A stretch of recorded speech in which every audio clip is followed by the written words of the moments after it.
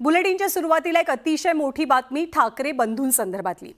त्रिभाषा सूत्र धोरणाबाबतचा GR रद्द केल्यानंतर वरळीमध्ये 5 जुलैला दोन्ही ठाकरेंचा एक विजय मेळावा पार पडलेला आणि हे दोघेही ठाकरे बंधू राज ठाकरे उद्धव ठाकरे या मेळाव्यात एकत्र आले। ठाकरे बंधू एकत्र आल्यानंतर मनसे आणि शिवसेना उभाठा यांच्यात युती होणार किंवा ती झालीच आहे अशी जोरदार चर्चाही रंगली। पण मराठी विजय मेळावा हा केवळ मराठी भाषेपुरताच होता असं मनसेचे अध्यक्ष राज ठाकरेंनी अनौपचारिक गप्पांमध्ये नमूद केलं। त्या मेळाव्याचा आणि राजकारणाचा काहीही संबंध नाही असं राज ठाकरेंनी म्हटलंय।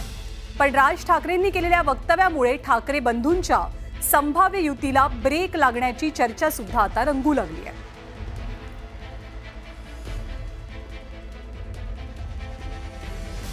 जेव्हा दोनही बंधू 5 जुलैला एकाच व्यासपीठावर एकाच मंचावरती दिसले तेव्हा अर्थातच राजकीय दृष्ट्या सुद्धा दोघे भाऊ एकत्र येण्याची नांदी आहे का याबद्दलच्या चर्चा सुरू झाल्या। आणि आपल्याला आठवत असेल की उद्धव ठाकरेंचं भाषण सुद्धा त्याच दिशेनं वाटचाल करणारं होतं। दोघे भाऊ एकत्र आलो आहोत ते एकत्र राहण्यासाठी आणि जवळपास युतीचे संकेत आपल्या भाषणादरम्यान उद्धव ठाकरेंनी स्पष्टपणे दिले होते। पण राज ठाकरेंनी मात्र युतीबाबतची आपली भूमिका गुलदस्त्यात ठेवलेली होती। न्यूज 18 लोकमतचे संपादक मंदार फणसे सध्या आपल्या सोबत आहेत। आपण त्यांच्याशी याबद्दल सविस्तरपणे चर्चा करूयात। मंदार सर, या विधानाचा राज ठाकरेंच्या अर्थ काय घ्यायचा आत्ताच्या परिस्थितीनुसार, की तो मेळावा केवळ मराठी भाषेपुरता मर्यादित होता, राजकारण त्यामध्ये आणू नका? एक आपल्याला लक्षात घेतलं पाहिजे की राज ठाकरेंच्या भाषेत सांगायचं झालं तर पिक्चर अभी बाकी आहे। त्याचं कारण हाच आहे की येणाऱ्या काळामध्ये अजून साधारणतः नोव्हेंबर डिसेंबर पर्यंत ज्या निवडणुकाची घोषणा होणं अपेक्षित आहे, निवडणुका होण्याची अपेक्षित आहे, खास करून स्थानिक स्वराज्य संस्थांच्या खूप मोठा एक पट उलगडणार आहे, राजकीय पट जो महाराष्ट्रामध्ये येणाऱ्या काळामध्ये। आणि त्याच्या सगळ्याच्या पार्श्वभूमीवरती राज ठाकरे कदाचित अधिक उत्कंठा वाढवत आहेत की एकीकडे ते स्वतः खूप अधिक सावध भूमिका घेत आहेत। यामध्ये आत्ता सध्या हा मुद्दा फसलेला आहे। त्याचं कारण सगळ्यात महत्त्वाचं हेच आहे की आपण बघितलं की मराठीचा जो मेळावा झाला त्या मेळाव्यामध्ये राज ठाकरे यांनी जे भाषण केलं होतं ते गोळीबंद भाषण होतं। ते भाषण जे होतं ते भाषण केवळ आणि केवळ मराठी मुद्द्याच्या पुरता होतं। त्याच्यामध्ये राजकीय ज्या काही अपेक्षा होत्या अनेकांना त्या अपेक्षा तिथे त्यांनी पूर्ण केलेल्या नाही आहेत। राज ठाकरे आपल्याला माहिती आहेत की अतिशय एक चित्रकार आहेत, एक व्यंगचित्रकार आहेत आणि त्यामुळे ते एक एक त्यांचा फटकारा, एक एक स्ट्रोक ते ज्यावेळेला मारतात त्यावेळेला ते खूप विचारपूर्वक ती भूमिका घेत असतात। पण ते सगळं घेत असताना आपल्याला एक लक्षात घेतलं पाहिजे की ज्यावेळेला ठाकरे बंधू एकत्र आले होते त्यावेळेला साधारणतः जो जमिनीवरचा जो एक आवाज होता, जमिनीवरती ज्या पद्धतीची एक भावना होती, 2 दशकांनंतर हे भाऊ एकत्र आलेले होते। ठाकरे कुटुंबाशी असलेली एक जी जवळीक मुंबईकरांची जी आहे त्यामध्ये वादातीत असं जी एक भावनिक नातं आहे त्या भावनिक नात्यामध्ये आता पुन्हा एकदा काही ना काही कुठेतरी एक धस्स होईल की काय अशी परिस्थिती आहे। त्याचं कारण राज ठाकरेंनी केलेलं ज्या अनौपचारिक चर्चा आहेत त्या चर्चांमध्ये त्यांनी आपल्या कार्यकर्त्यांसाठी आणि आपल्या पदाधिकाऱ्यांबरोबर बोलताना हे स्पष्ट केलं की हा जो मेळावा होता हा केवळ मराठी भाषेपुरता मेळावा होता आणि या मेळाव्यामध्ये कुठलंही राजकीय वक्तव्य त्यांनी केलेलं नाहीये। पण त्याचबरोबरीनं उद्धव ठाकरे यांनी त्यावेळेला ते भाषण केलं होतं त्या भाषणामध्ये संपूर्णपणे त्यांनी एक प्रकारे आपला राजकीय भूमिका जी आहे ती पूर्णपणे समोर आणली होती। त्या अर्थाने जर बघितलं तर उद्धव ठाकरे यांचं भाषण हे पूर्णपणे राज ठाकरे यांना बरोबर घेण्याचं ती भूमिका सांगण्याचं असं भाषण होतं।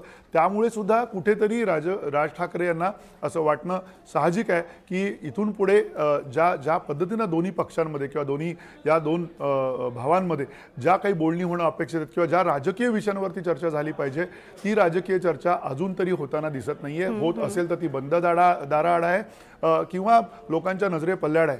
आणि अशा वेळेला राज ठाकरे हळूहळू त्या दृष्टीने काही भूमिका घेताना आपल्याला दिसत आहेत। या त्यांच्या वक्तव्यामध्ये एक सूचक अर्थ एवढाच आहे की जे काही केडर एक प्रकारे पुनरुज्जीवित झालं होतं, ज्या पद्धतीनं मुंबईमध्ये एक प्रकारची शिवसेना उद्धव बाळासाहेब ठाकरे या पक्षामध्ये जी मरगळ आलेली होती, ज्या पद्धतीनं महाराष्ट्र नवनिर्माण सेनेच्या एकूण केडरची जी पडझड झालेली आपल्याला बघायला मिळाली गेल्या निवडणुकीमध्ये, ती पडझड कुठेतरी थांबवायचा सुद्धा प्रयत्न असू शकतो। येणाऱ्या काळामध्ये जे पक्ष जे अनौपचारिक पद्धतीनं ज्या पक्षांमध्ये जे इच्छुक लोक आहेत त्या इच्छुक उमेदवारांना सुद्धा एक प्रकारची स्पर्धा असणार आहे आणि त्या स्पर्धेचा विचार करता नेमकं कोण कुठे जाईल, कुठल्या पक्षाकडे राज्यामध्ये कुठले उमेदवार, किती ताकदीचे उमेदवार येतील याकडे सुद्धा खूप सारं काही अवलंबून असणार आहे. कारण ह्या स्थानिक स्वराज्य संस्थांच्या निवडणुका आहेत, त्याच्यामध्ये खूप कमी मार्जिननी लोक निवडून येणार आहेत, खूप कमी मार्जिननी ही निवडणूक होत असते आणि 70-80-90% पर्यंत मतदान होत असतं त्या मतदारसंघांमध्ये.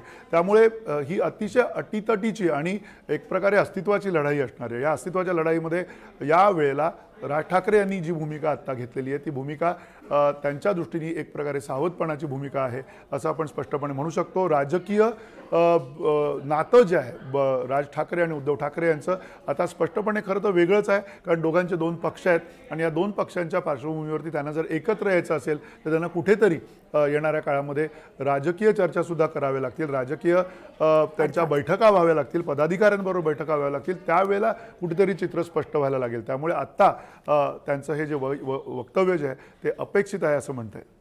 आणखी एक मुद्दा की राज्याच्या राजकारणात खरं तर काय होईल हे कोणी वर्तवू शकत नाही, इतकं अनप्रेडिक्टेबल राजकारण महाराष्ट्राचं आहे. राज ठाकरे सगळ्यांना हवेत असं दिसतंय, म्हणजे भाजप त्यांना साथ घालतंय, शिंदेंच्या आणि त्यांच्या सुद्धा अनेकदा बैठका झाल्याचा आपण ऐकतो पाहतो, आणि उद्धव ठाकरेंना ते हवेच आहेत, ते तर खूप क्लिअर त्यांनी त्या परवाच्या मेळाव्यामध्येच केलं. एक प्रकारे असं विधान करून किंवा आस्ते कदमची भूमिका घेऊन राज ठाकरे सुद्धा त्यांची राजकीय बार्गेनिंग पॉवर वाढवण्याचा प्रयत्न करू पाहतायत का किंवा करतायत का? निश्चितच. आणि त्यात मला असं वाटतं की कुठल्याही प्रकारची राजकीय संधी ते सोडतील असं वाटत नाही, कारण राज ठाकरे यांना सुद्धा आत्तापर्यंतच्या राजकारणामध्ये एक प्रदीर्घ असा जो अनुभव आलेला आहे त्या अनुभवामध्ये त्यांनी त्यांची स्वतःच्या पक्षाची झालेली जी पडझड आहे ती पाहिलेली आहे आणि इथून पुढे ते सावध पवित्रा घेणंच अपेक्षित आहेत एक राजकारणी म्हणून. त्याचं कारण अर्थातच राजकारणामध्ये दगा कुठूनही कसाही होऊ शकतो आणि त्यावेळेला जर दगा टाळायचा असेल आणि ऐन वेळेला कुठला दगा जर का झाला तर त्याची खूप मोठी किंमत द्यावी लागते दरवेळेला. आपण बघितलं की राज ठाकरे यांची खास करून भूमिका जी आहे, राजकीय भूमिका निवडणुकीच्या राजकारणात उतरण्याची ही दरवेळेला वेगवेगळी राहिलेली आहे. ती भूमिका त्यांनी त्यांच्या अखत्यारीत घेतलेली आहे, त्यांचा पक्ष कसा चालवावा या निर्णयात प्रामाणिक राहून त्यांनी घेतलेली असेल. पण आपण हे लक्षात घेतलं पाहिजे की कधी त्यांनी लोकसभा न उमेदवार देण्याचा निर्णय घेतला, कधी त्यांनी विधानसभेच्या वेळेला वेगळे निर्णय घेतले, कधी या पक्षाशी कधी त्या पक्षाच्या बरोबर त्यांनी राजकीय जवळीक साधायचा प्रयत्न केला. त्यामुळे राज ठाकरे यांना सुद्धा येणाऱ्या काळात खूप सावध भूमिका घेणं गरजेचं आहे आणि ती भूमिका जर का त्यांनी त्या पद्धतीनं घेतली नाही तर मात्र त्यांना कदाचित जी चर्चा होते, निवडणूकपूर्व चर्चा होते, त्या चर्चेमध्ये सुद्धा तोटा सहन करावा लागू शकतो. कारण कितीही जरी आत्ता बघितलं तर जर राजकीय निवडणूकक्षम अशी जी व्यवस्था आत्ता आहे ती राज ठाकरे यांच्या पक्षापेक्षा सर्वाधिक जास्ती ताकदवर निवडणूकक्षम यंत्रणा जी आहे ती उद्धव बाळासाहेब ठाकरे यांच्याकडे आहे. आणि उद्धव ठाकरेंकडे असलेली जी यंत्रणा आहे त्या यंत्रणेच्या समोर राज ठाकरे यांना सुद्धा टिकाव धरायचा असेल आणि आपली उपयोगिता जर का त्यांना अधिक जास्त अधोरेखित करायची असेल तर त्यांना ही सावध भूमिका घेणं सुद्धा तितकंच योग्य आहे. धन्यवाद मंदार सर या सगळ्या विश्लेषणाबद्दल. आणि जसं म्हणतात सगळेजण की खरा पिक्चर अजून बाकी आहे, तर राज्याच्या राजकारणात दोन भावांच्या युतीवरनं किंवा आणखी सगळ्या घडामोडींवरनं काय होतंय हे पाहणं इंटरेस्टिंग असेल जशा निवडणुका जवळ येतील. तर राज ठाकरेंनी अनौपचारिक गप्पांमध्ये स्पष्ट केलेलं आहे की ते व्यासपीठ काही राजकीय नव्हतं. तर राज ठाकरेंसोबतच्या युती संदर्भात आज उद्धव ठाकरेंनी सुद्धा कोणती प्रतिक्रिया दिली आपण पाहूया. बाळा नांदगावकर बोलले की या आधीही निवडणुका आम्ही एकट्याने लढल्या, भविष्यात जर गरज पडली तर आम्ही पुन्हा एकदा एकट्याने. मला वाटतं त्यांनी त्यांच्या पक्षाने एक आदेश दिलेला आहे की या विषयावरती कोणत्याही प्रवक्त्याने बोलू नये.